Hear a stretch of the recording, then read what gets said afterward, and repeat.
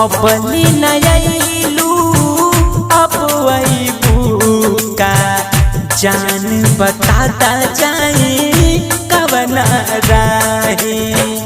अपनी नयलू अब वही का जान बताता जाए कवन राहे।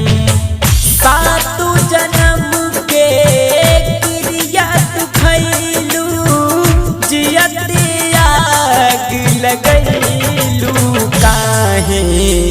अपनी नयलू अब वही का जान बताता जाई कवन राहे।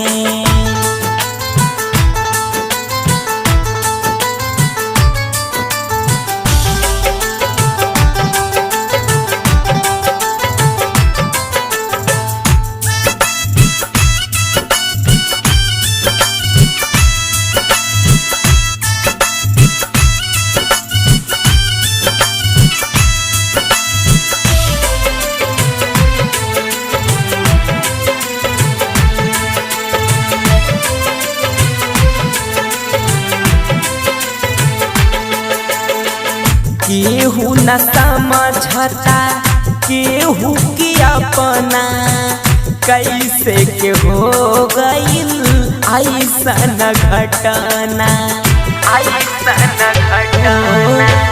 केहू न समझता केहू की अपना कैसे के हो गईल ऐसन घटना। सपना दिखा के अपना बना के राखत रहू ओढ़नी के छाहे। अपनी नयलू अब वही का जान बताता जाई कवन राहे। अपनी नयलू अब वही का जान बताता जाई कवन राहे।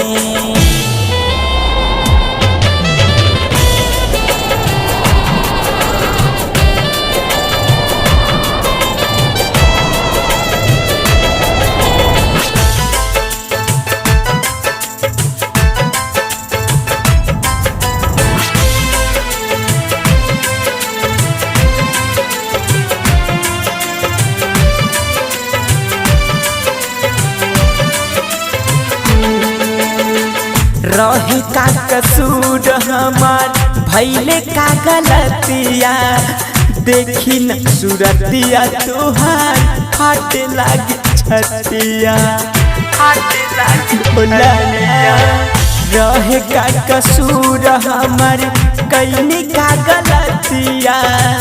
देखी न सूरतिया तुहार फाट लागी छतिया। अखिया से ओझल भैलू में काजल श्याम अजय की के लोगावा होटाहे। अपनी नयलू अब वही का जान बताता जाई कवन राहे।